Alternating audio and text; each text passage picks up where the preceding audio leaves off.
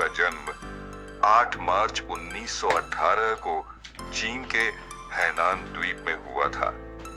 वे एक साधारण चीनी परिवार से ताल्लुक रखते थे, जहां बचपन में ही उन्हें कठिन परिस्थितियों का सामना करना पड़ा। जापानी आक्रमणों और आर्थिक कठिनाइयों से जूझते हुए उनका परिवार चाहता था कि पूर्ण को सुरक्षित और बेहतर भविष्य मिले। इसी उद्देश्य से उन्होंने पूर्ण को ब्रिटिश मर्चेंट नेवी में भर्ती करवा दिया। उस समय चीन के बहुत से युवा लड़के ऐसे ही अंग्रेजी जहाजों में काम करके जीविका चलाते थे। पूर्ण लिम को भी यही रास्ता अपनाना पड़ा। द्वितीय विश्व युद्ध के दौरान 23 वर्षीय पूर्ण लिम को एक ब्रिटिश व्यापारी जहाज एसएस बेन लोमंड पर सेकंड स्टुअर्ड के रूप में नियुक्त किया गया। यह जहाज नवंबर 1942 में अफ्रीका से अमेरिका की ओर जा रहा था। जर्मन पनडुब्बियों द्वारा समुद्र में हमले बढ़ चुके थे और यह क्षेत्र विशेष रूप से खतरनाक माना जाता था।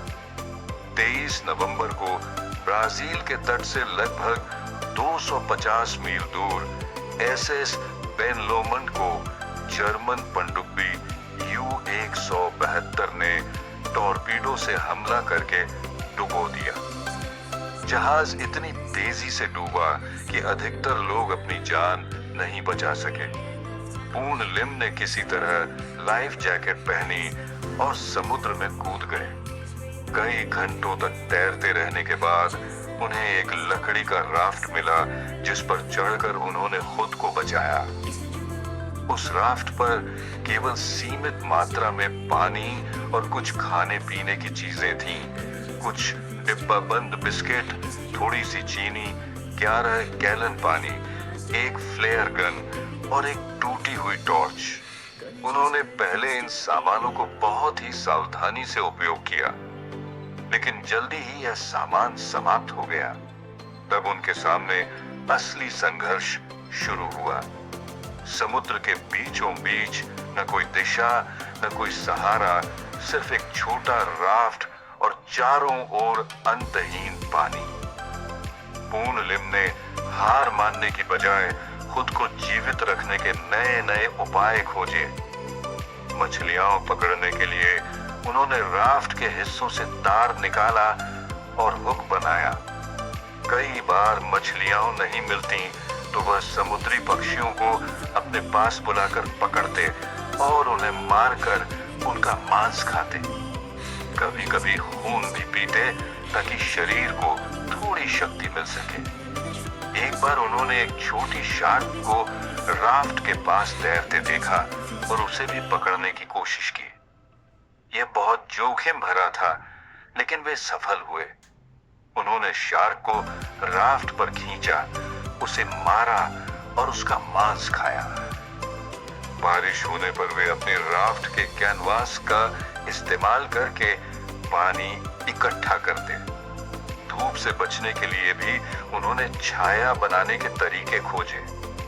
जब दिन गिनने का कोई साधन नहीं बचा तो उन्होंने चांद की कलाओं को देख देख कर समय का अंदाजा लगाना शुरू किया। कभी कभी कोई जहाज या विमान पास से गुजरता, पर किसी ने उन्हें नहीं देखा। हर बार उनकी उम्मीदें टूट जाती, लेकिन उन्होंने हार नहीं मानी। अकेलेपन का गहरा असर उनके मन पर पड़ रहा था। वे खुद से बात करते, गाने गाते और अतीत की बातें सोचते ताकि मानसिक संतुलन बना रहे। समय बीतता गया। पूर्ण लिम का शरीर कमजोर होता गया, लेकिन उनका मन पहले से अधिक दृढ़ होता गया।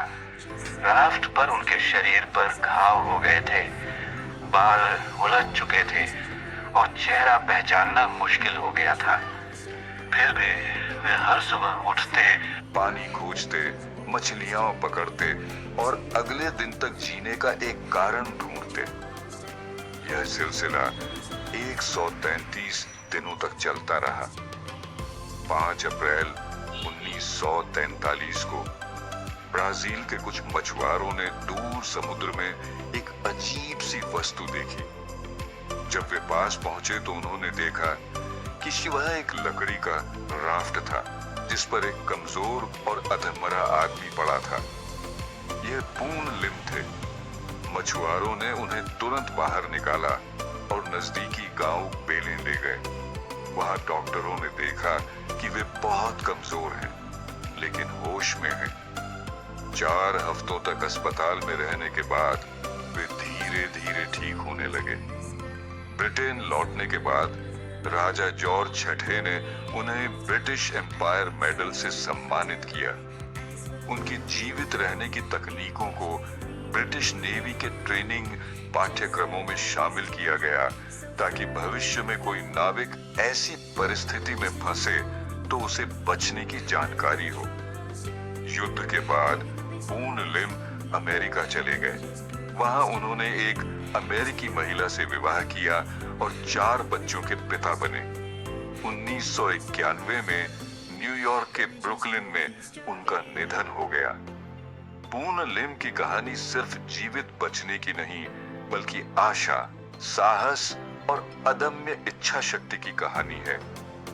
एक साधारण नाविक ने असाधारण हालात में जो किया, वह आज भी इंसानी इतिहास में एक मिसाल के रूप में दर्ज है। समुद्र में 133 दिन अकेले रहना, बिना किसी मदद के, सिर्फ आत्मबल और बुद्धिमत्ता से जीवित रहना, यह बताता है कि मानव आत्मा कितनी दृढ़ हो सकती है।